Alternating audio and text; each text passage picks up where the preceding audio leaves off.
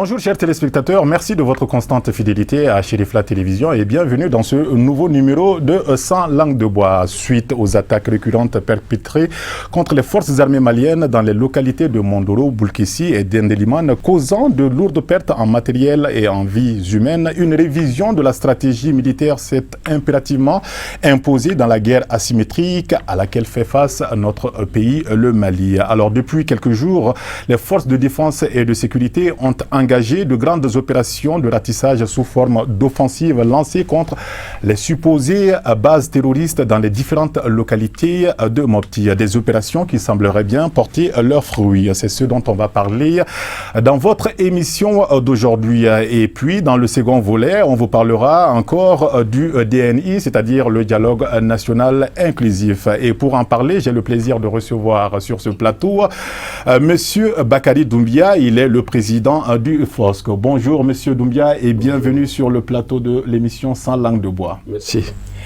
Alors, nous avons également comme invité aujourd'hui Monsieur Sissoko, Mamadi Sissoko, le professeur Mamadi Sissoko qui est un habitué, il est constitutionnaliste. Bonjour Monsieur Sissoko. Bonjour Monsieur, et chaque fois qu'il sera question du Mali, je serai là. Merci d'avoir répondu à notre invitation. Le troisième invité d'aujourd'hui s'appelle Youssouf Guindo, il est le président du mouvement patriotique Arc-en-Ciel Mali. Bienvenue. Secrétaire général. Secrétaire général du mouvement patriotique Arc-en-Ciel. Merci pour l'aimable invitation. Merci d'avoir répondu à notre invitation. Et le quatrième invité, lui, c'est Abdelkader Maïga, qui représente le parti URD. Bonjour, Monsieur Maïga. Bonjour, Monsieur Diarra. Bonjour, bonsoir, en fonction du temps. Oui.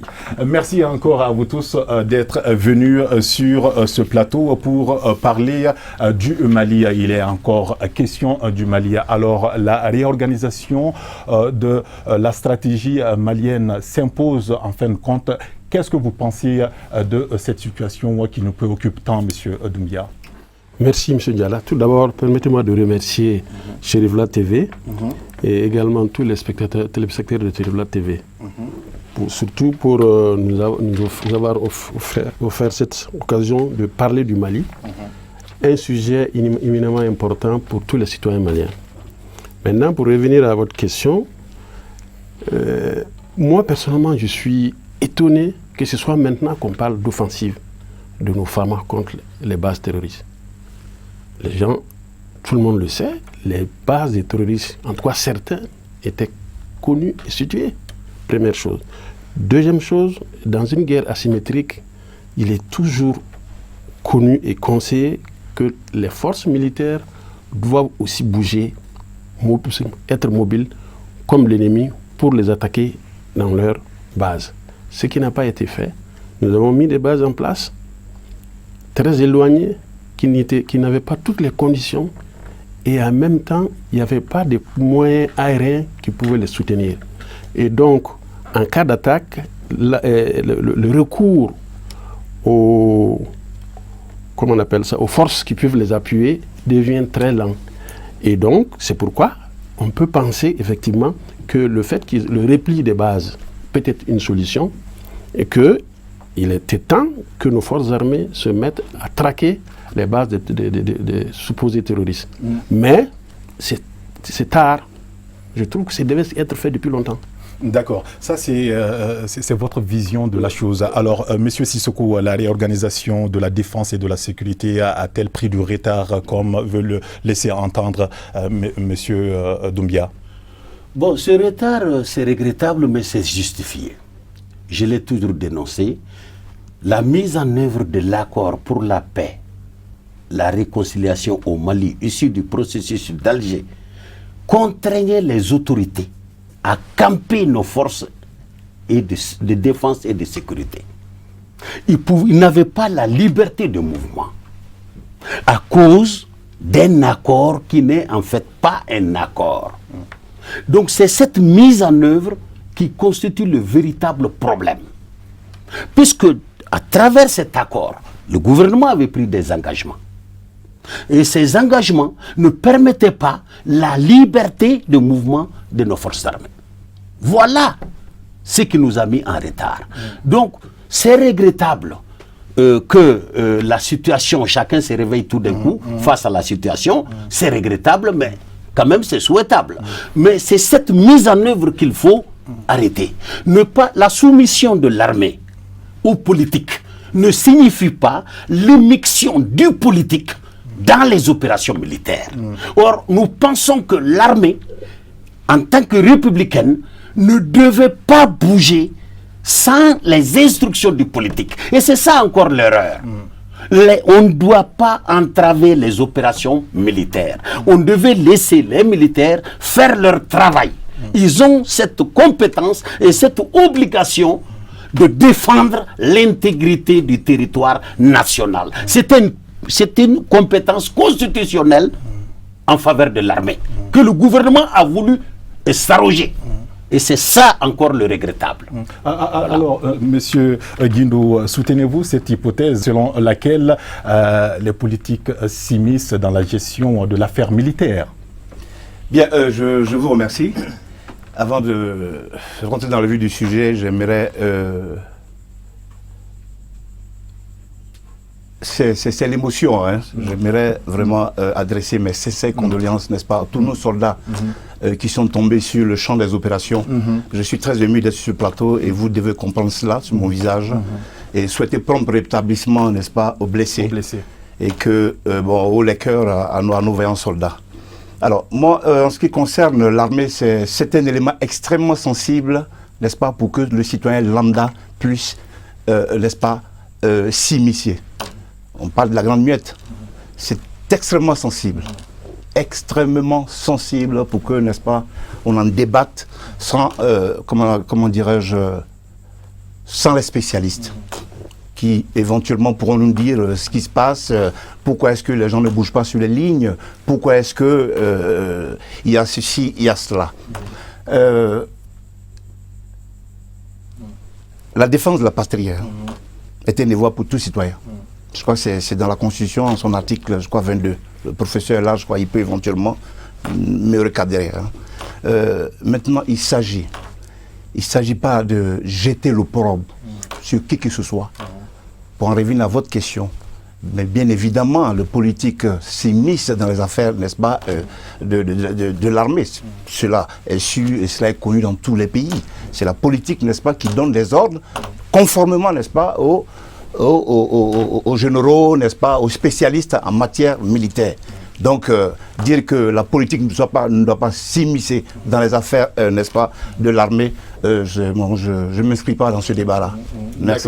Alors, cela aussi est bien compris, puisque nous avons la chance d'avoir quelqu'un qui représente quand même une force politique dans ce pays, Monsieur Abdelkader Maïga, l'URD. Tout le monde sait que l'URD occupe une place de choix dans l'arène politique. Alors, est-ce que vous pensez réellement que les politiques s'immiscent trop dans la gestion de l'affaire militaire, puisque c'est la nation tout entière qui est engagée quand même? Est-ce que l'armée doit aller sans politique? Merci, M. Diarra. Je réitère également mes condoléances à l'endroit de notre peuple d'abord, et puis des militaires maliens et étrangers. Et au nom de l'URD, nous demandons à ce que le peuple soutienne son armée. Vous savez, le fait de ne pas bien comprendre les choses font qu'on dit beaucoup de choses et c'est peut-être plus tard qu'on va comprendre. On ne peut pas enlever la politique dans la gestion de l'armée parce que l'armée est un outil entre les mains de la politique. L'armée est utilisée par les politiciens. Parce que les institutions qui vont utiliser l'armée, comme le ministère de la Défense qui appartient au gouvernement, et là, c'est quelqu'un qui va diriger, qu'il soit politique ou pas politique, il est là pour servir le pays. Mais le problème n'est pas à ce niveau. L'insécurité du Mali, vous avez vu, ils en ont parlé tout de suite. Le premier problème, il faut qu'on recule en arrière. Je suis parfaitement d'accord avec le professeur que ce qui a aggravé la situation, c'est cet accord d'Alger. Je suis d'accord également avec M. Doumbia, l'armée était cantonnée. Mais l'armée était cantonnée où? L'armée était cantonnée là où on avait effectivement tous les problèmes du monde, c'est-à-dire au nord du Mali. Ce qui fait que non seulement ils ont cantonné un grand nombre de nos militaires dans ces zones, et ils ont laissé l'ennemi circuler librement. Et je pense que ce choix, ce n'est pas une question politique, ce n'est pas une question d'immixtion dans la gestion de la défense, mais c'est juste une question de décision d'un leadership qui a failli. Et là, tant qu'on ne fait pas un diagnostic clair, on ne pourra pas avancer. Et évidemment, et nous sommes là justement pour faire ce diagnostic, même si on ne dispose que d'une heure. Alors, les opérations menées à ce stade font état d'un bilan de plusieurs terroristes tués, des véhicules de moto brûlés, des cartes d'identité de plusieurs nationalités aussi retrouvées sur les lieux et d'importants effets militaires récupérés. Alors, ces résultats ne donnent-ils pas un réel espoir d'un retournement de situation, M. Doumbia? Oui, tout à fait. En faveur de nos forces de défense et de sécurité? Oui, ça donne un réel espoir, mais en même temps, ça renforce le moral de nos troupes. Ça, c'est évident. Mais c'est quelque chose qu'il faut continuer. Et comme ils l'ont dit, il ne faut pas seulement s'arrêter à ça, mais les autres problèmes qui entourent l'armée, il faut les résoudre. La question, comme il a dit, de leadership, la question de ne pas laisser les terroristes libres se promener librement, il faut toujours les traquer. Et puis la question de l'accord pour la paix et la réconciliation issue du processus d'Alger. Je pense, et on l'a proposé, tous les acteurs qui ont bien eu l'accord proposent une révision de l'accord. Donc je pense qu'il faut arriver à ça et en même temps continuer avec ce qui vient de commencer pour pouvoir résoudre. Parce que le problème, il est global. Ce n'est pas seulement les offensives qui vont résoudre le problème. C'est un cadre global, le cadre global qu'il faut réfléchir. Nos relations avec certaines forces, la question de l'accord pour la paix et la réconciliation nationale, la question de la gestion du pays, le leadership, les acteurs de la société civile et les acteurs politiques qui doivent se donner la main pour pouvoir former un front uni pour pousser les ennemis de l'intérieur et les ennemis de l'extérieur hors du Mali. Je pense que c'est ça qui peut aider globalement à sortir de la situation. Oui, donc redonner le moral à nos forces armées, c'est bien, mais est-ce que le pays a réellement les moyens de sa politique? Parce qu'on sait que le Mali, c'est 1 241 000 de superficie, c'est assez vaste. Alors si on décide d'aller à l'offensive comme ça, est-ce que finalement ça va aboutir, professeur Sissoko? Nos militaires sont très spécialisés dans le combat contre l'occupation de notre territoire. Ces rébellions ne sont pas nées hier, mais on les a toujours maîtrisées. On n'a jamais, 7 ans quand même, jamais été traumatisé par une rébellion. Mais c'est que cette fois-ci, le cadre dans lequel l'armée est en train de se mouvoir, c'est ce cadre-là qui ne calque pas avec la réalité. Quand on cantonne l'armée, pendant qu'on ne cantonne pas les groupes rebelles, et je crois qu'il y a un problème. C'est comme si on a attaché le pied d'un belligérant et on laisse l'autre vraiment poursuivre le combat. Mais ça ne pouvait pas aller. Aujourd'hui, il va falloir que... Il n'y a pas d'accord. Il n'y a pas d'accord. Puisque les groupes armés reconnaissent qu'ils ont été forcés pour signer cet accord. On ne force pas quelqu'un pour signer un acte de volonté. Le gouvernement avait le couteau à la gorge. Donc, on ne signe pas un accord avec le couteau à la gorge. Donc aujourd'hui, ce n'est pas un accord international, parce que l'accord international, c'est entre un État et un autre État, ou entre un État et une organisation sur la base du droit international. Tel n'est pas le cas. Donc moi, je crois qu'il va falloir que les Maliens se retrouvent et qu'ils fassent un accord conforme aux intérêts de la République. Du moment où les groupes signataires reconnaissent que le Mali, c'est leur pays, mais on ne prend pas des armes contre son pays. Il est temps de les déposer, ils sont assez entendus maintenant. Il faut déposer les armes, revenir maintenant au dialogue. Et faire un accord conforme à la réalité, mais l'armée doit poursuivre. Tu sais, dans l'histoire du monde, j'ai jamais vu une rébellion capituler tant qu'elle n'a pas été soumise par la force. Entièrement soumise. Il faut l'avoir, il faut la soumettre par les armes.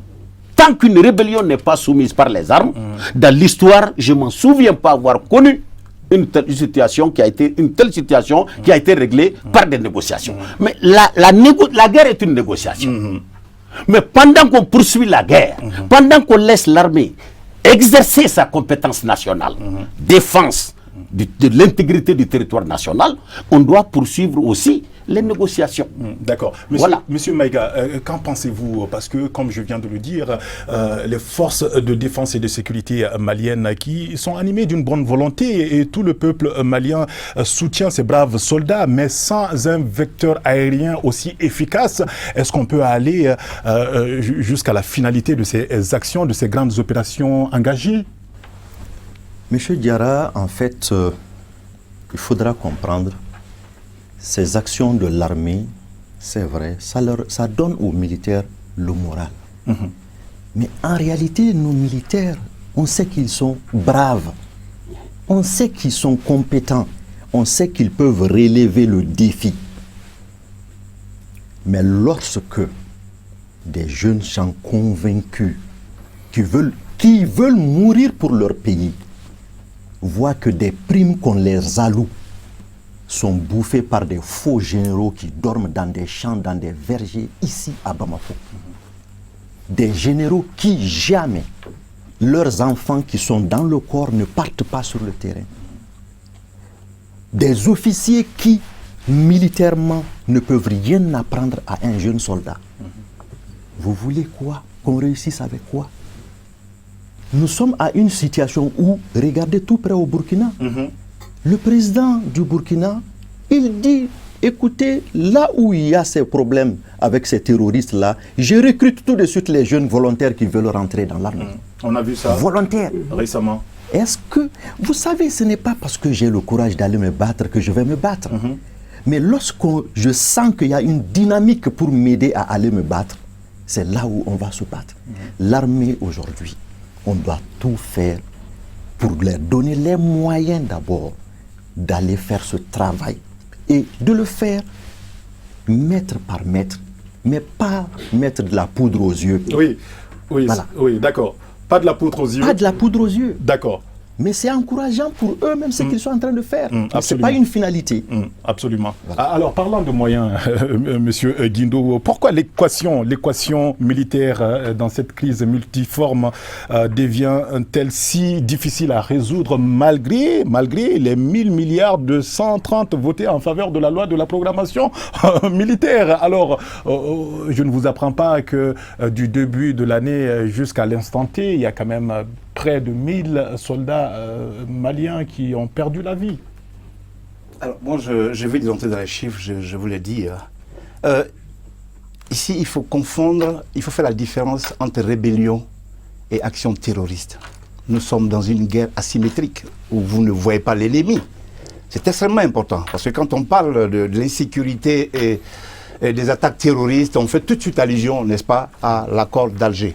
Certes, ça n'est pas une Bible, ça n'est pas un Coran. Cet accord est perfectible, est susceptible de perfection. Alors, il faut faire la différence. Vous avez en face de vous des gens que vous ne connaissez même pas. Vous ne savez même pas d'où c'est qu'ils viennent. Ça, c'est nouveau pour le Mali. Ça, j'en conviens. Nous avons une armée extrêmement motivée. Ça, il faut le dire. Les jeunes sont motivés et il nous appartient, n'est-ce pas, à la société civile de les y encourager et non de contribuer, n'est-ce pas, à déstabiliser leur morale. Alors, il faut vraiment faire, parce que souvent, quand j'entends des débats, ou quand on parle de trouver des solutions contre des actions terroristes, automatiquement, on parle de, n'est-ce pas, de l'accord d'Alger. Et je reviens là-dessus, je dis c'est susceptible de perfection. Et le président même l'a relevé tout récemment, n'est-ce pas, au regard, n'est-ce pas, des interventions de la société civile, de l'opposition, etc. C'est extrêmement important. Donc il faut faire la différence des choses entre rébellion et action terroriste. C'est extrêmement important. C'est vrai que, moi je le dis, hein, ça n'engage que moi. Hein. Présentement, le Mali dispose de certains éléments susceptibles, n'est-ce pas, de défendre son territoire. Vous avez parlé de 1230 et quelques milliards, la loi de programmation, etc., etc. Alors, moi, je ne rentre pas dans les débats de savoir qui c'est qui a bouffé ou qui c'est qui n'a pas bouffé. Moi, je ne rentre pas dans ce débat. Pour moi, il me faut une armée, il nous faut une armée vigoureuse, une armée regaillardie, n'est-ce pas, une armée dynamique. Et c'est en cela, n'est-ce pas, que nous devons tous nous y engager. Alors, donc, les débats des chiffres, Et qui c'est qui a bouffé, qui c'est qui n'a pas bouffé, moi je ne rentre pas dedans parce que je ne suis pas dedans. Voilà, merci bien. Alors, M. Doumbia, alors on sait que M. Abdelkader Maïga a donné l'exemple sur le Burkina Faso, pays voisin. Alors, faudra-t-il un véritable éveil de conscience chez nous parce que si on ne situe pas les responsabilités aussi pour savoir qui a bouffé quoi, parce que s'il y a quelque chose qui doit être alloué aux militaires et que cela n'a pas été fait, forcément, ça peut peser lourd dans la balance. Tout à fait. Je suis d'accord avec M. Abdelkader Maïga que la gouvernance de notre armée pose problème. La question de la gestion des ressources financières, vous l'avez dit, il l'a dit, la gestion des ressources humaines, la gestion du matériel et les stratégies tactiques. Tout ça, ça pose problème. Donc dans une armée où le leadership n'est pas transparent, où le leadership n'est pas engagé, où le leadership n'est pas honnête, où les officiers, certains officiers sont corrompus, je pense qu'inévitablement, le soldat à la base qui a cette information ne veut pas être très motivé. Qu'on parle de chiffres ou qu'on ne parle pas de chiffres, je pense que tout le monde est au courant de ce qui se passe dans l'armée malienne. Et c'est ça qu'il faut résoudre. Mettons le doigt sur la gouvernance de l'armée. Trouver une solution pour la gouvernance de l'armée. Et après, ça va aller. Comme on l'a dit, les jeunes sont engagés. Maintenant, le peuple malien soutient son armée. Même les autorités, tout le monde soutient son armée, mais il faut que cette armée soit bien gérée. Et on ne peut pas être bien gérée si la gouvernance globale du pays non plus n'est pas transparente. Parce que, comme on le dit, si vous le permettez en Bambara, que Kamimba Nyamo de Flé, si ceux qui sont à la tête du pays, certains ne gèrent pas très bien, ça fait que les officiers aussi se mettent à suivre la tête du Camille. Et donc on revient à la situation que Kader a décrite. Donc moi je pense qu'il est important qu'on travaille sur la gouvernance de cette armée. Et je suis convaincu qu'on est capable, comme ils l'ont dit ici, que notre armée est capable de bouter les terroristes hors du pays. Oui, notre armée est capable de bouter les terroristes hors du pays. Ça, on en est persuadé. Alors, le poisson qui pourrit par la tête, professeur Sissoko, faudrait-il commencer par les généraux? Parce qu'on a vu dans les récentes informations que les généraux sont quand même sur le terrain maintenant. Contrairement à ce que d'autres pensent, ils sont allés sur le terrain. Il y en a beaucoup qui sont sur le terrain maintenant pour appuyer les jeunes soldats dans cette grande offensive. Je fais partie des gens qui ont toujours sollicité la prise en main des opérations par des officiers supérieurs. Même au niveau des ambassades, quand on voit des colonels au niveau des consulats, nous avons toujours demandé à ce que chacun s'exerce dans son domaine et qu'on les ramène. Le pays est en guerre. Pourquoi envoyer un colonel dans un consulat? Même dans les ministères aussi. C'est inapproprié. Mais pour revenir à ce que M. Guindo a dit, c'est là où il nous berne. Qui vous berne? Disons nos ennemis. Nos ennemis, hein? Nos ennemis. Quand ils veulent faire la distinction entre rébellions armées et terroristes. C'est comme ça qu'ils ont dit, ceux qui reconnaissent le Mali, c'est des rébellions. Et ils signent un accord. Et ceux qui ne reconnaissent pas le Mali sont terroristes. Mais terroristes, ça, c'est une qualité. Mais Yad Agrali, il est malien. Mais pourtant, il est terroriste. Écoutez, blanc, bonnet, bonnet, blanc. Bonnet blanc. C'est la même chose. Mais nous, ce que nous, Maliens, nous recherchons, c'est très clair.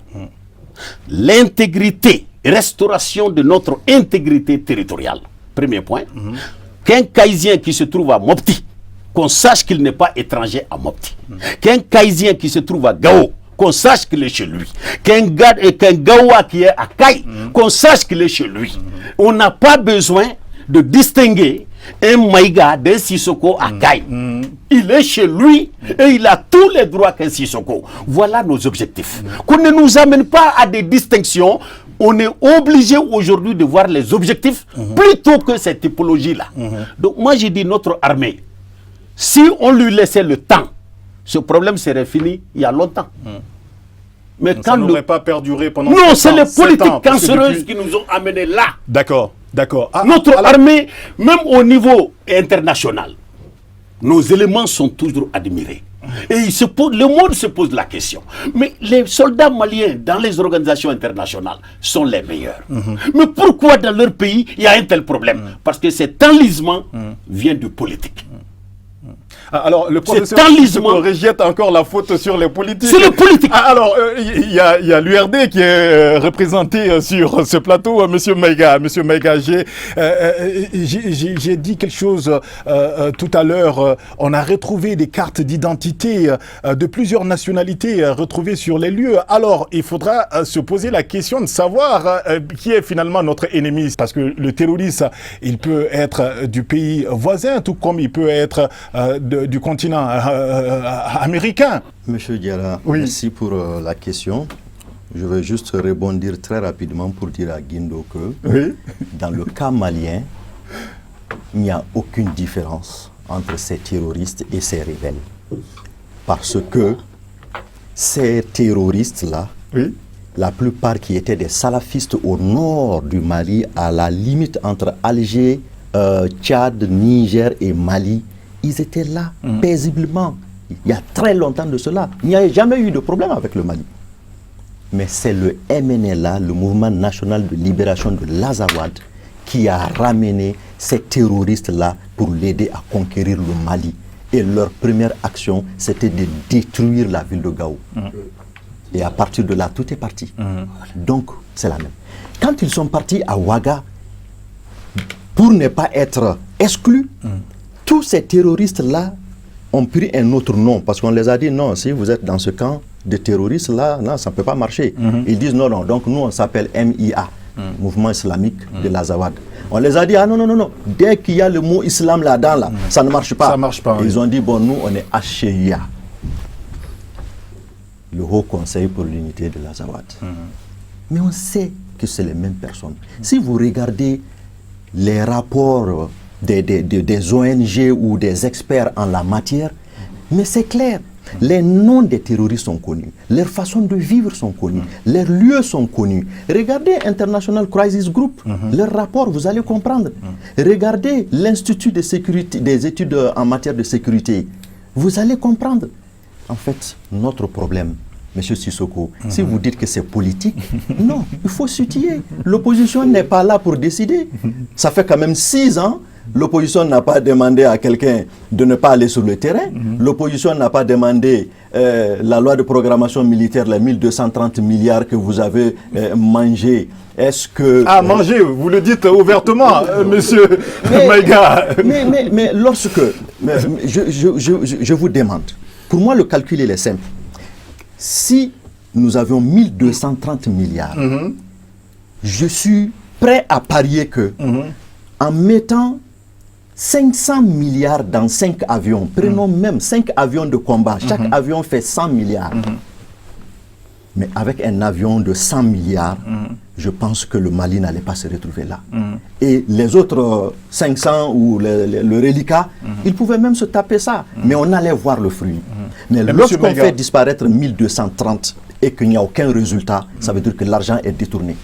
Mais monsieur Maïga, on a quand même acheté des appareils, même si quelque part, bon, ces appareils sont encore restés cloués au sol, il y a eu quand même un achat. Alors, est-ce que monsieur Guindo, on peut véritablement parler de, enfin, entre guillemets, de volatilisation de cette somme faramineuse? Je conviens qu'il y a des problèmes en termes de gestion, n'est-ce pas, de cette somme-là. J'en conviens.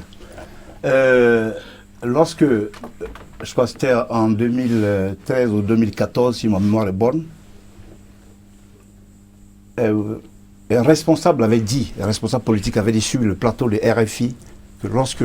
Un responsable malien? Un responsable malien, dont je préfère taire le nom ici, avait dit sur le plateau que lorsqu'ils venaient aux affaires, il y avait une arme pour 8 soldats. J'espère que vous l'avez entendu, je crois, un peu partout. C'est ahurissant quand même. Alors, où est partie cette puissance malienne d'antan? Où elle est partie? On sait que l'armée a été décimée, ça j'en conviens. L'armée a été décimée et l'armée est en reconstruction. Et je peux dire, mais peut-être que vous en conviendrez avec moi, que même qu'il y a des efforts qui ont été faits. Des équipements, vous l'avez relevé, ont été achetés. Actuellement, un soldat ne peut pas dire qu'il n'a pas une arme. Un soldat ne peut pas dire qu'il n'a pas un gilet papa. Bon, bref, il y a du travail à faire. Il y a un sursaut national également, n'est-ce pas, à faire. On parlera de ce sursaut national, alors, justement, avant la fin de cette émission, M. Guindo. Alors, M. Doumbia, la société civile, est-ce que vous êtes d'avis que ces moyens, en tout cas colossaux, financiers, auraient pu quand même servir à nos braves soldats pour anéantir, comme vous l'aviez dit tout à l'heure, tous ces ennemis de la nation? Oui, je suis tout à fait d'avis que si les ressources financières étaient judicieusement utilisées, on aurait pu avoir des hélicoptères de combat de qualité. Les Pumas. Bon, pas forcément les Pumas. Les Pumas qu'on a achetés, vous savez, qu'est-ce qu'ils sont. Et ça prouve ce que M. Abdelkader a dit. Mais on aurait pu avoir des hélicoptères de qualité qui auraient soutenu, n'est-ce pas, les bases militaires qui étaient au niveau du Nord et supporter et aider les soldats à réagir aux attaques. Mais ce n'est pas le cas. Maintenant, qu'est-ce qu'il faut faire? C'est toute la question. C'est ça, justement. Qu'est-ce qu'il faut faire? Je pense qu'aujourd'hui, de mon point de vue, il faut, à cette étape-là, il faut laisser les colorations politiques, tous les acteurs, partis politiques, société civile, secteur privé, parce qu'il s'agit de sauver le Mali. Et il y a des choses qui se disent, on ne peut pas le dire sur ici, parce que c'est des rumeurs. On a entendu plein de choses par rapport aux attaques, mais on ne va pas les dire ici. Parce le gouvernement, à ce niveau, j'ai presque envie de vous dire à vous tous que le gouvernement a apporté un démenti formel par rapport à la récupération de quelques blindés de l'armée. Non, je ne parle pas de ça. Vous ne parlez pas de ça? Non, je parle d'autre chose. D'accord. Mais on ne va pas le dire ici, sur le plateau. Mais je dis, tous les acteurs, je dis bien pour sauver le Mali, juste à cette étape-là, il faut sauver le Mali. Il faut faire en sorte que les forces du mal, les terroristes et même les rebelles, comme il a dit, qui sont confondus avec les terroristes, puissent être maîtrisés, qu'en même temps, nous puissions réviser l'accord pour la paix et la réconciliation nationale et enclencher un processus de réconciliation nationale.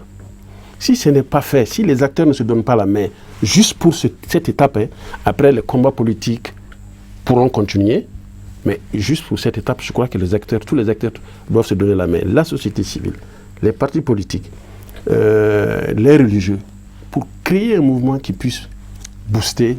C'est ça, la question du Mali, qui puisse mettre dehors les terroristes et tous les ennemis de l'intérieur comme de l'extérieur. Et les ennemis de l'intérieur, ils sont connus. Il faut les arrêter, il faut qu'ils répondent de leurs actes. Et tout ce mouvement-là peut bien permettre d'aller plus loin que ça. Voilà alors, professeur Sissoko, les gens se focalisent peut-être sur ce montant faramineux, mais est-ce qu'il ne faudrait-il pas comprendre aussi que ça coûte extrêmement cher une guerre, surtout une guerre asymétrique?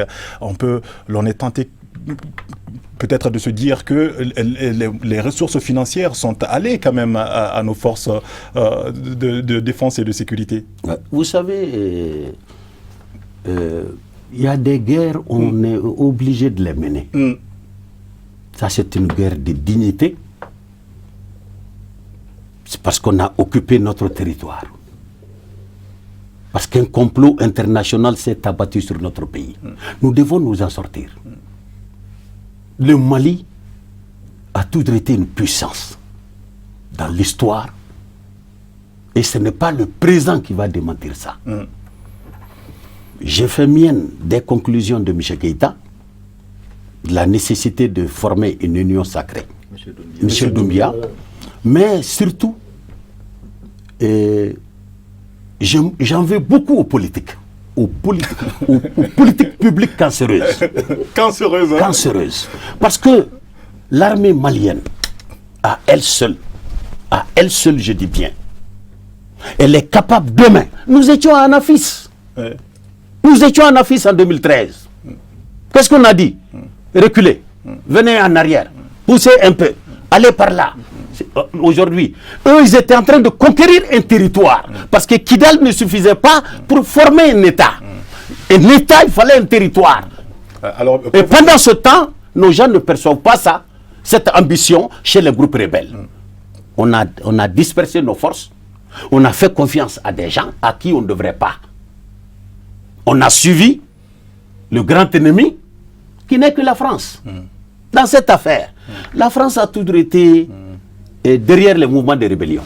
Quand vous prenez le Nigeria, la France était là. Et Ojukwu a même terminé, disons, le chef rebelle nigérian. Il a même fini en Côte d'Ivoire. Il a échoué.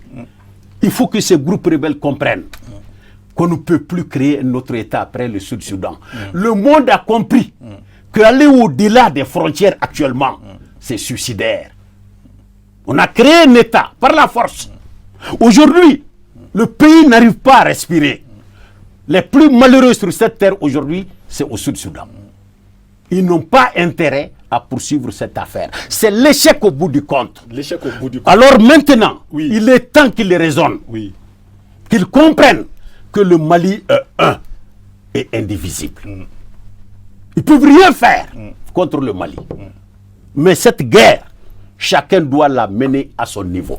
Oui, chacun doit l'amener à son niveau. Et chaque citoyen doit l'amener à son niveau, chaque citoyen malien. Et justement, parlant de lueur d'espoir, chers invités, la nouvelle stratégie d'attaque des FAMA qui illustre à suffisance leur grande détermination à redonner confiance justement à notre peuple, ne doit-elle pas être énergiquement soutenue par des initiatives appelant à contribuer davantage pour l'effort de guerre? Le père Vem Fassoko Oui. a lancé ça, a demandé des contributions citoyennes. Oui. Pour pouvoir soutenir les femmes. Oui. Mais même dans cet état, si on laissait la liberté à l'armée malienne demain et à ses chefs, demain matin on va boire à Kidal. Le père Vem a-t-il mis la main à la poche? Il a demandé, bien sûr. D'accord. Le père Vem de Sidibé là. D'accord. J'ai lu ça quelque part. Alors, donc vous voyez, aujourd'hui on a une armée qui est décidée. Oui. Que le politique laisse l'armée faire son travail. Et qui doit être soutenu. Soutenu. Alors, les politiques sont accusés sur ce plateau. Alors, Monsieur Maïga, des initiatives salvatrices, on en a besoin, des initiatives citoyennes, on en a besoin. Et la contribution pour l'effort de guerre, est-ce qu'au niveau de l'URD, vous y avez pensé? Oui, M. Diarra, au niveau de l'URD, nous pensons à tout ce qui peut faire avancer l'armée malienne. Mais le Mali en général, la seule différence, c'est qu'à l'URD, il y a des grands intellectuels. On ne peut pas bâtir une maison sur du faux. On ne bâtit pas une armée sur du faux. On ne va pas collecter des fonds donnés à une armée sur du faux. Parce que si l'argent utilisé avait été très bien utilisé à bon escient, les Maliens allaient donner sans demander qui que ce soit. Vous vous rappelez, en 2012, on avait lancé une telle initiative. Les gens ont contribué à l'effort de guerre. Où est le résultat? Où est la justification de ce montant? Les gens l'ont fait, les Maliens l'ont fait. Mais les dirigeants actuels, il faut le dire, M. Sissoko, n'accusez pas les politiciens, parce que là, vous donnez l'occasion à tout le monde de diaboliser les politiciens. Dites les choses comme ça se doit. Ceux qui gèrent ce pays aujourd'hui, ils ont failli. Ceux qui gèrent les partis politiques aujourd'hui, qui sont dans ce gouvernement, qui sont en train de gérer le Mali depuis 6 ans, ils ont failli. Non seulement ils n'ont pas eu le courage de s'assumer, ils n'ont pas eu le courage d'avoir une vision pour notre pays. Ils n'ont pas eu le courage d'affronter, je suis d'accord sur ce point avec M. Sissoko, d'affronter la France et amis et les MINUSMA dont la politique s'était divisée pour régner. Ils sont la nuit avec les rebelles et les terroristes, le jour ils sont avec le Mali. Nos dirigeants n'ont pas été capables de débusquer cela. Nos dirigeants n'ont pas été capables de comprendre que l'accord n'était pas bon. Ça on l'a dit, ça on l'a dit. Mais donc, si M. Sissoko est d'accord, ce n'est pas l'opposition malienne qui a signé l'accord. Oui, d'accord. On avait des réserves. Il faut peut-être une relecture. Je veux, s'il vous plaît, que les choses soient précisées. Parce que vous savez, si on n'explique pas aux gens qu'il n'y a pas un pays au monde qui peut se diriger sans de la politique et que c'est les politiciens qui font avancer les pays. Mais il y a une façon de faire la politique. Il faut que ça se dise, au Mali, il y a la majorité, il y a l'opposition. Absolument. Et l'opposition a joué sainement et clairement son rôle. D'accord. Monsieur Doumbia, est-ce qu'au niveau de la société civile, en tout cas au niveau du FOSC, est-ce qu'il ne serait pas judicieux d'entraîner tout le monde vers cette initiative? Merci, M. Diarra. Vous allez demander aujourd'hui aux citoyens maliens de mettre de l'argent dans l'armée, mais ils vont vous poser plein de questions. Premièrement, ils vont vous demander, on a contribué, à quoi ça a servi en 2012? Donnez-nous les justifications. On a vu qu'on a acheté des équipements qui ne sont pas fonctionnels. Donnez-nous pourquoi ces équipements ont été des équipements d'occasion. Et l'ambassadeur de France l'a même dit, en disant ceci, ceux qui ont acheté ces équipements savaient que c'était des vieux appareils. Donc, expliquez-nous pourquoi vous avez acheté des vieux appareils. Pourquoi ça ne fonctionne pas. Et troisièmement, ils vont dire, mais qui est responsable? Comment récupérer nos sous? Donc, si ces questions-là ne sont pas répondues, vous allez faire du tapage, le citoyen ne va pas mettre de l'argent. Donc, première chose, il faut nécessairement introduire la transparence totale dans la gestion des ressources nationales. Si les leaders du pays arrivent à faire cela, autant au niveau des départements qu'au niveau de l'armée, vous allez voir, vous demandez, tout de suite tout le monde va se mettre à mettre de l'argent là-dedans. Ne nous détrompons-nous, hein. Les gens, ils sont vigilants, ils sont au courant des faits. Donc faisons en sorte qu'il y ait plus de transparence dans la gestion du pays. Et les acteurs de la société civile, comme nous serons prêts si effectivement on arrive à instaurer cette démarche-là, à demander à nos membres de contribuer et à veiller à ce que l'argent soit bien géré.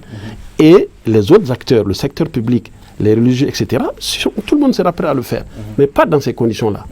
Alors, monsieur Guindou, voyez-vous les choses de la même manière? Cette grande contribution peut-elle réellement, enfin, quand elle se fera dans la clarté, dans la transparence, pourra-t-elle réellement aider nos forces à aller de l'avant et à mettre définitivement un frein à cette problématique du terrorisme, non seulement au Mali, mais également au Sahel?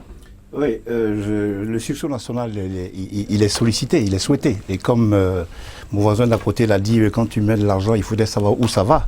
Et ça, c'est tout à fait normal. Mais ce que je tiens à dire, la critique est aisée, mais l'art est difficile. Tout le monde, en ce qui concerne la situation du pays, est fortement impliqué, chacun à son niveau. Certains sont là pour critiquer. Et c'est tout à fait normal, la critique, elle est constitutionnelle, elle est démocratique pour faire avancer les choses. C'est tout à fait normal.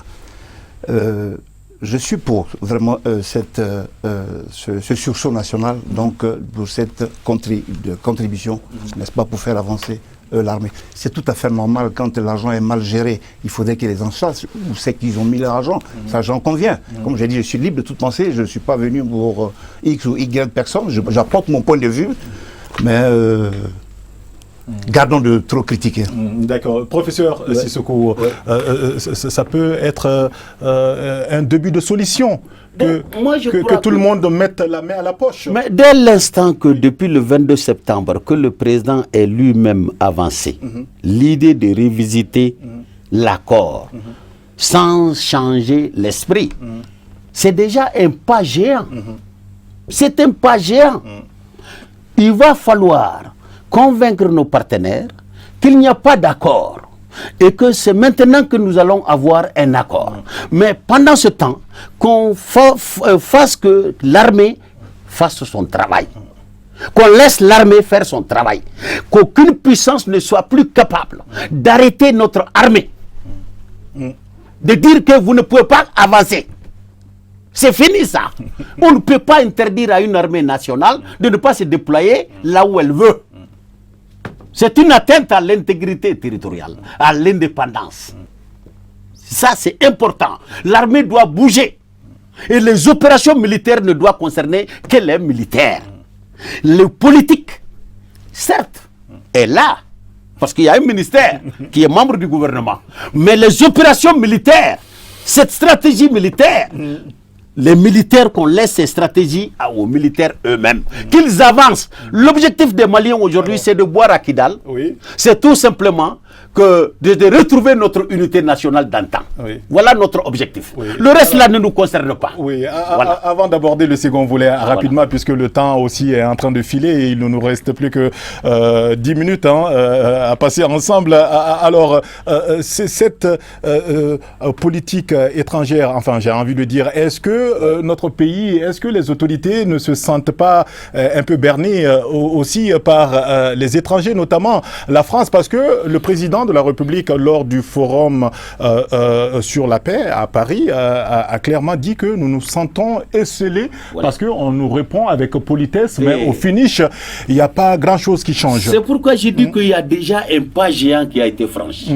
Lorsque le premier responsable lui-même a décidé de passer en avant, il a même dit qu'il a initié des opérations stratégiques.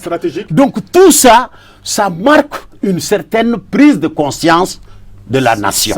Mais maintenant, comme il l'a dit M. Doumbia, il faut maintenant que les Maliens abandonnent la conquête du pouvoir. D'accord. Nous avons un président pour 4 ans.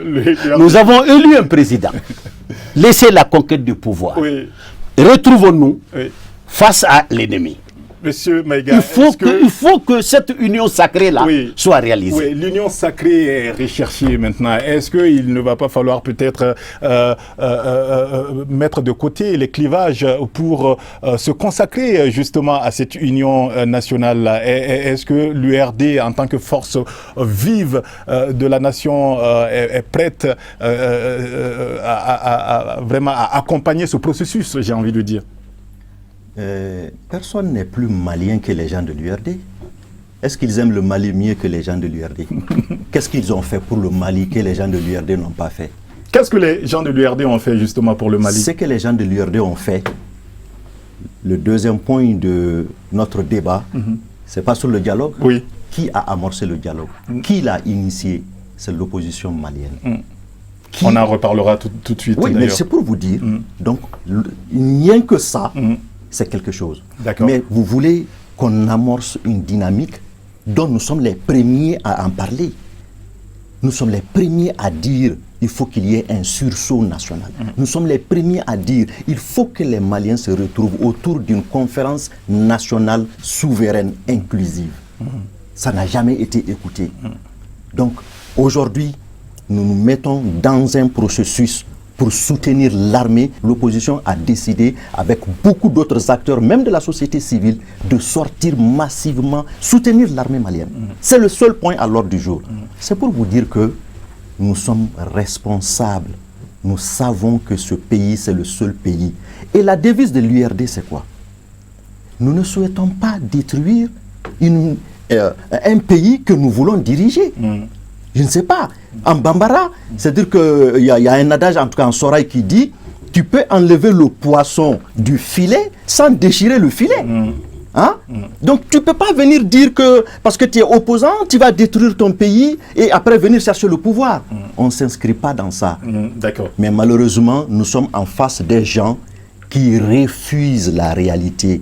Et malheureusement, leur médiocrité, le fait qu'ils n'ont même pas d'ambition pour ce pays, ils n'ont que de l'ambition pour leurs poches et leurs proches, ça fait que quel qu'en soit ce que tu leur proposes, ça tombe dans l'eau. Sinon, on a l'une des meilleures oppositions constructives en Afrique de l'Ouest. Y avait-il pas un moyen légal, efficace de combattre ces gens-là, monsieur Maïga, puisqu'on est allé aux élections et on a vu clairement que l'URD a perdu? Ah, c'est une très bonne question. Est-ce que l'URD a refusé d'aller aux élections? Non. Ben voilà. On a vu au finish quand même que le parti du chef de l'État a largement remporté les élections. Oui. Monsieur Maïga. Non, moi je pense que vous n'êtes pas censé savoir. J'aurais voulu chez M. Maïga qu'il me dise sur ce plateau pourquoi l'URD s'est abstenu devant la violation flagrante de la Constitution. La prorogation des députés. La prorogation vous auriez pu marquer des points en disant bon, nous nous retirons. Pourquoi ça n'a pas été fait? Mais vous vous abstenez. Nous nous retirons de quoi? Parce que vous l'avez cautionné. Vous retirez de l'Assemblée parce que les mandats sont terminés. Point barre. Oui, d'accord. Mais vous avez cautionné et vous êtes là-bas. Monsieur Maïga? Non, moi je crois que le débat n'est pas sur les partis. Tu organises un jour, j'en ai plein mon sac. Oui, d'accord. Mais je dis que le politique là, c'est la même chose. D'accord, ça fera l'objet. Bonnet blanc, blanc, bonnet. C'est la même chose. D'accord, ça fera l'objet d'une autre émission. Allez, rapidement, le DNI qu'on appelle le dialogue national inclusif, serait-il finalement une passerelle, monsieur Doumbia, indispensable pour un véritable, j'allais dire une véritable émergence du sursaut national? Oui. Le dialogue national le dialogue inclusif. national inclusif, tel que nous on l'a conçu, était une véritable passerelle pour le sursaut national. Mais ça, nous avons vu que ce que nous proposons n'a pas été retenu. Je parle du FOSC. Du FOSC. Ouais, le forum a fait une Mais analyse. déjà, excusez-moi Doumbia, déjà, pourquoi deux tendances? Il y a le FOSC et il y a le Conseil national de la société civile. Mais la société est diverse. Les organisations de la société civile sont diverses. Elles peuvent être diverses et avoir des actions ponctuelles ensemble. D'accord. Nous n'avons pas la même vision des actions à poser.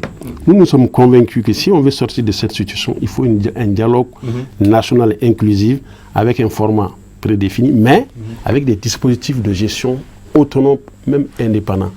Et un dialogue national souverain avec la possibilité que les résolutions soient traduites en loi pour que chaque régime qui vient puisse appliquer les résolutions issues du dialogue. C'est pas un dialogue souverain selon Non, c'est pas un dialogue souverain. Ça a été refusé et on n'est pas sûr que les résolutions qui vont être issues seront appliquées. On a vu le cas de la conférence internationale. Mais pourtant, on sent qu'il y a une nécessité quand même d'aller au dialogue. Oui, mais c'est ce que nous disons. Il faut aller au dialogue, mais pas ce dialogue-là. Il faut reprendre, à mon avis, trouver une formule pour que le dialogue soit souverain, que le dispositif de gestion soit autonome, et que les résolutions, les dispositions soient prises pour que les résolutions soient traduites en loi. D'accord. En ce moment, chaque personne, chaque acteur aura la confiance que le dialogue va aboutir à quelque chose. Mais si on nous amène en bateau, excusez-moi du terme, et qu'on participe, qu'au bout du rouleau, les résolutions sont mises dans un tiroir, on prend là-dedans ce qu'on veut, et puis on laisse le reste. Parce que si vous lisez les TDR, M. Diarra, vous vous rendez compte que... Vous étiez présent lors de l'atelier de validation des TDR? Non, nous avons lu la dernière version, nous avons fait des critiques.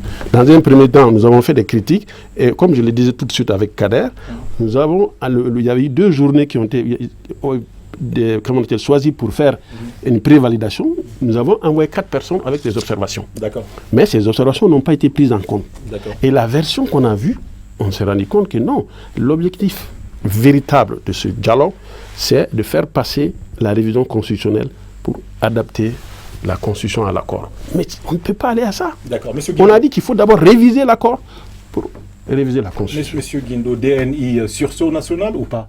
Sursaut national, je présume. L'une des armes les plus puissantes utilisées par les grandes nations pour se construire, c'est naturellement le dialogue, c'est se retrouver autour d'une même table. Alors vous n'allez pas initier, je crois qu'on appelle ça imaginer, proposer quelque chose et ensuite venir dire que non, nous ne participons pas. Bon, je trouve que c'est pas sérieux. C'est autour je pense bien autour d'une table qu'il faut dégager les différents, faire des propositions, des recommandations, etc. Alors moi je pense que le dialogue il est à l'état actuel des choses, le dialogue il est extrêmement important. Et indispensable. Indispensable. Monsieur Maïga, vous pensez la même chose? Le DNI, le dialogue national inclusif, passerelle ou pas?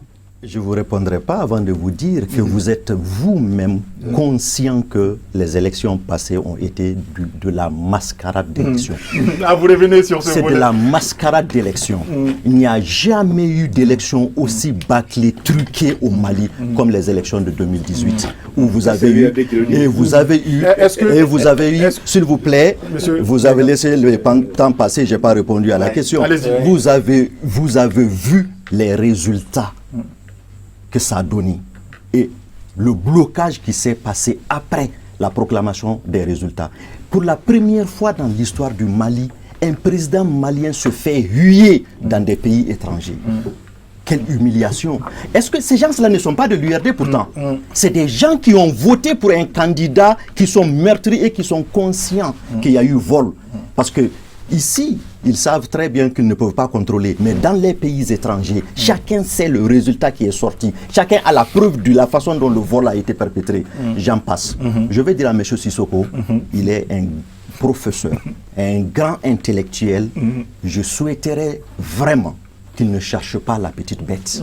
Ah, il est en train de chercher la petite bête. Non, il cherche la petite bête. Parce que faisant lorsqu'on te dit que le pays est malade, vous savez très bien le médecin qui n'a pas bien fait son travail. Mais au lieu de vous attaquer au médecin et à la maladie ou à aider le patient directement, vous vous posez la question, non, c'est lui qui conduit l'ambulance.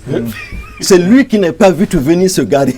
Non, vraiment, je pense que M. Sissoko, n'accusez pas les politiciens en bloc. Situez les responsabilités. Si vous voulez quelque chose, vous avez des propositions à faire à l'URD, envoyez les propositions. Par rapport au dialogue national. Monsieur Maïga, oui, avant le dialogue, excusez-moi, mais pourquoi avez-vous cautionné justement la prorogation du mandat des députés? En fait, je ne vais plus répondre à la question parce que je l'ai dit tout de suite, j'ai dit à Sissoko, on va en parler, il a demandé un débat, on en parlera. D'accord. Mais je reviens par rapport au DNI, oui. Au dialogue national inclusif. Le dialogue a été demandé par l'opposition. Au départ. Au départ. C'est quand le président a appelé, le président Ibeka a appelé le président Soumaïla Cissé pour s'entretenir avec lui. Et c'est là où Soumaïla lui a dit, ce que je vous propose, c'est de faire un dialogue national pour notre pays. Mais pour faire ce dialogue national, il faudra vraiment que ça soit bien fait et que ça soit inclusif. Le président lui dit, ok, envoyez-moi tout de suite quelque chose. Il dit non, c'est pas comme ça. On va d'abord faire un accord politique. C'est cet accord politique qui va cadrer comment le dialogue va se passer. Et une fois qu'on aura fini avec le dialogue, les résolutions de ce dialogue doivent être exécutoires. Et voilà, nous, les premiers points que nous souhaitons. La première des choses, il faut reconnaître que ce dialogue et tout ce cadre-là dans lequel nous sommes en train de discuter est venu après une crise post-électorale. Et deuxièmement, il faut reconnaître que le problème du Mali, c'est l'accord qu'il va falloir réviser tout de suite, sinon ça ne peut pas avancer. Troisième chose, il faudra laisser la révision constitutionnelle, on pourra en parler, mais il y a un moment pour en parler parce qu'on dit déjà que le pays est en guerre, on n'a pas une partie du territoire. Donc tout ça a été bien cité et ils étaient d'accord qu'il fallait partir sur cette base. Mais plus tard, qu'est-ce qu'on voit? Aucune décision n'a été prise en associant d'abord celui qui l'a initié. On envoie un TDR, nous étions les premiers à proposer les termes de référence. Les termes de référence ont été pris, modifier comme ils le veulent et retourner à l'URD pour leur dire de faire des propositions. Donc l'URD a dit, c'est pas grave. C'est un manque quand même de considération et de respect. On propose, on vous donne des idées et après vous falsifiez ceux sur lesquels nous sommes d'accord. Mais qu'à cela ne tienne, puisqu'il s'agit du Mali, on va y aller. On a encore travaillé là-dessus pour reproduire d'autres termes de référence qu'on les a envoyés. Entre-temps, il y a eu changement de gouvernement parce que le Premier ministre, l'autre a été chassé, et il y a eu un nouveau Premier ministre.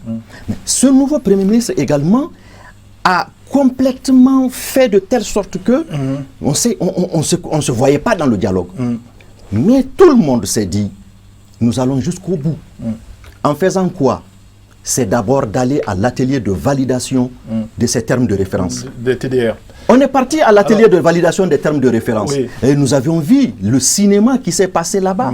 Nous avions compris que ceux qu'on a appelés triumvirats qui étaient là pour diriger le dialogue, en fait, ils font croire à tout le monde qu'ils ne sont pas instrumentalisés, ils sont libres de tout mouvement, de toute décision, de faire ce qu'ils veulent. Ils sont là pour que le dialogue réussisse et pour les Maliens. Mais on a compris que c'était le contraire. Alors, donc finalement, ça sert à quoi?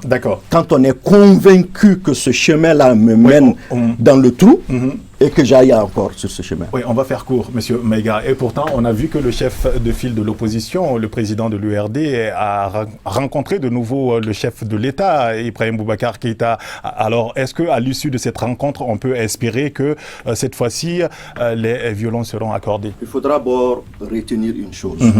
Je préfère que vous dites que le président de la République a demandé de voir le président. C'est à sa demande. C'est à sa demande. D'accord. C'est à sa demande. Et ce n'est pas la première fois, malheureusement. Mais il a toujours tendu la main. Le président de la République du Mali a toujours tendu la main à presque tout le monde, j'ai envie de dire. Alors, professeur, est-ce que ça peut être une lueur d'espoir, une autre lueur d'espoir, que les choses changent, que les deux hommes se parlent enfin pour enfin arriver à un consensus autour du DNI? Vous savez, sur la scène politique, ce n'est pas la mosquée. Les règles sur la scène politique sont différentes des règles de la mosquée. Nous sommes sur un champ politique. Comment voulez-vous que le président ne peut même pas se dessaisir de certaines compétences?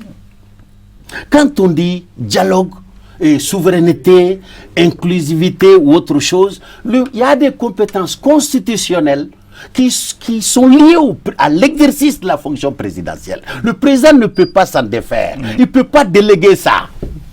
J'ai dit aux Maliens, respectons notre constitution. Le président de la République, il y a des compétences qu'il peut déléguer, mais il y a des compétences telles que assurer la paix et la cohésion sociale. Cela relève de la plus haute fonction présidentielle. Il ne peut pas déléguer ça. Lorsque vous voulez ôter au président des compétences constitutionnelles d'une certaine importance, ça va poser problème. Même si le président acceptait, c'est une nullité qui est au bout du compte. Au bout du compte. Alors moi je dis voilà, c'est qu'il y a, c'est quand un président démissionne ou est en voie de démissionner qu'on peut organiser une transition. Or tel n'est pas le cas. On n'est pas dans ce schéma. Le président est en fonction. D'accord. Il a été élu. D'accord. Et élu aussi, lorsque la Cour constitutionnelle statue, tout républicain doit s'arrêter. Peut critiquer, mais doit s'arrêter. Le président, il n'y a pas de contentieux électoral. C'est terminé depuis l'arrêt de la confirmation des résultats. Nous, c'est notre rôle. Quand on dit que le président a été hué, qu'est devenu aussi l'affaire des 27 milliards de l'UMOA? Moi, j'aurais voulu voir un arrêt. Donc, c'est pour vous dire que... Ça remonte à... C'est pour vous dire que... Loin, monsieur, blanc, bonnet, bonnet, blanc. C'est-à-dire, moi, ce que je vais vous dire, voilà ce qu'il faut faire. D'accord. Laissez tout ça de côté. Oui. Allez directement. Et pensons le Mali. Président de la République. Oui, pensons Mali. Le président de la République, D'accord. c'est lui qui gère le pays. Constitutionnellement, c'est lui qui a les arènes de l'État. D'accord. Donc, si aujourd'hui, il y a des partenaires qui veulent poser des conditions insurmontables au plan juridique, le président n'a qu'à prendre ses responsabilités et choisir lui-même des personnalités de haut niveau, d'une intégrité sans faille, et faire ce qu'il a à faire. C'est bien noté. Point barre. C'est bien noté. Parce qu'on ne peut pas, Sissoko, on ne peut pas ôter des fonctions présidentielles certaines compétences. Merci, bon, moi, je ne suis ni du côté présidentiel, ni du côté de l'opposition. Oui, d'accord. Ça, c'est clair. Vous êtes quand même du mauvais côté. Non, oui, c'est possible. Mais ce qui est certain, les positions sont connues. Ce qui est certain, les positions sont connues. moi, je suis là à rappeler à l'ordre. C'est ça, l'ordre constitutionnel doit être respecté. Professeur, vous avez de la partialité dans ce que vous avez dit. Je regrette. Ce que vous venez de dire n'est pas du tout correct. Le temps est épuisé. On avait une heure pour parler de tout ça. Vous conviendrez avec moi que c'est vraiment peu. On avait comme invité aujourd'hui monsieur Doumbia, Bakary Doumbia, le président du FOSC. Merci d'avoir répondu à notre invitation. Le professeur Sissoko, Mamadi Sissoko, constitutionnaliste. Merci également à vous, professeur. Nous avions également monsieur Youssouf Guindo, qui est le secrétaire général de la plateforme, comment déjà? Mouvement patriotique Arc-en-Ciel Mali. Et enfin, on avait monsieur Abdelkader Maïga qui représentait l'URD sur ce plateau et j'espère qu'on va se retrouver une prochaine fois pour approfondir le débat. Chers téléspectateurs, merci aussi à vous d'avoir suivi ce débat. On se donne rendez-vous tout à l'heure vers 21h30, 22h par là pour la version en langue nationale Bamanakan. Excellente suite de programme sur Chérifla TV. Merci encore.